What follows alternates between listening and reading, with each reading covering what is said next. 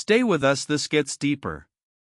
Did you know that the richest person who ever lived wasn't Jeff Bezos, or Bill Gates, or even Scrooge McDuck? Nope. It was a West African king named Mansa Musa.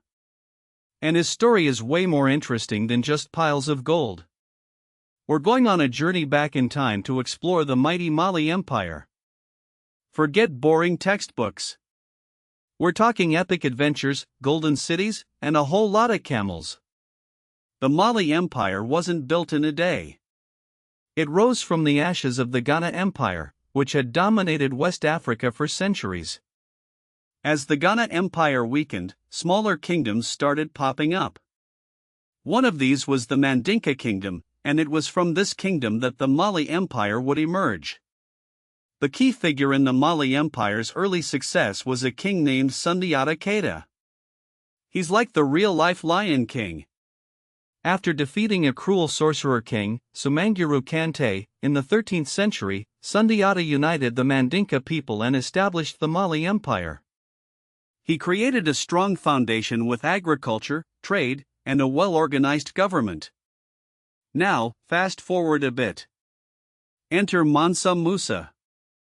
Mansa means king, and Musa was definitely king of kings. He ruled from 1312 to 1337, and during his reign, the Mali Empire reached its peak. We're talking huge. Covering parts of modern-day Senegal, Gambia, Guinea, Niger, Nigeria, Chad, and of course, Mali. But what made Mansa Musa so rich? Gold. The Mali Empire had vast reserves of gold, and Mansa Musa controlled it all. But here's the thing, he didn't just hoard it. He used his wealth to build his empire and help his people.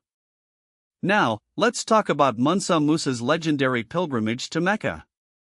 In 1324, Mansa Musa decided to make the Hajj, the Islamic pilgrimage to Mecca. Stay with us, this gets deeper.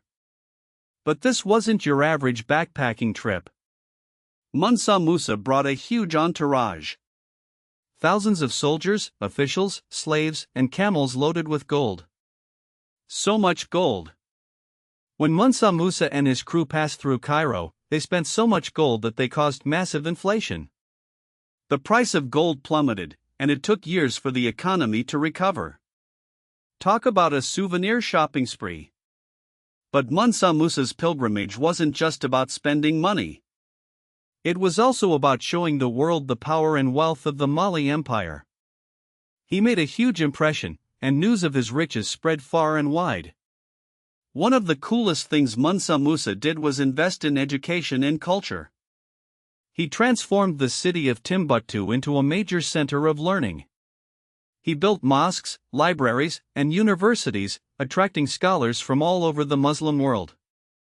Timbuktu became a golden age of knowledge, a place where people came to study everything from astronomy to law. The Sankore University in Timbuktu became one of the most important centers of learning in the world. It was a place where scholars debated ideas, preserved ancient texts, and advanced knowledge in all fields. The Mali Empire eventually declined for various reasons, including internal conflict, poor leadership after Mansa Musa's death, and attacks from neighboring kingdoms.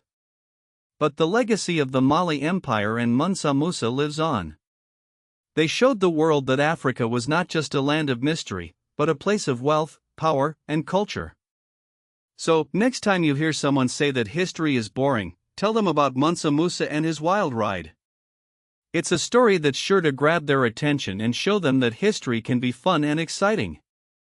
Subscribe to Punna Africa for more African history and wealth wisdom. Follow for more untold African stories.